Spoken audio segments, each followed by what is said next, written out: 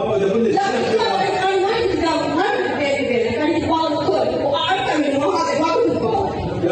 هذا ما متحرش على أنا متكلم عن الإسلام، أصل كلية وأتكلم عن الإسلام. أنا إيش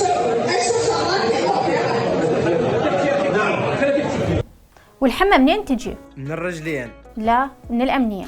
بجامعة بغداد وأمام أنظار العميد والتدريسيين شهدنا ولادة جيل جديد، جيل من ينصفع ما ينطخ الدلاخ، ومن ينداس على طرف ما يسكت ويمشي بصف الحائط. طالبة بطلة ترد على عميد الكلية اللي دا يسولف بموضوع الندوة اللي هو التحرش، وتقول له أعرف المتحرش ولا تقول لي بيني وبينك، أريد أفضح قدام الكل، هذا هو أبو الأمنية. والغريب ما كان قرار التعليم العالي اللي فتح تحقيق بعد الضغط الإعلامي ولا شجاعة الطالبة لأنها عراقية ومو شي جديد عليها. بس الغريب التصفيق الحار من كل الطالبات، ويصيحون كلهم بكلمة واحدة كلنا تحارش بينا، بس لسانهم معقود بالمستحى والعيب والميجوز.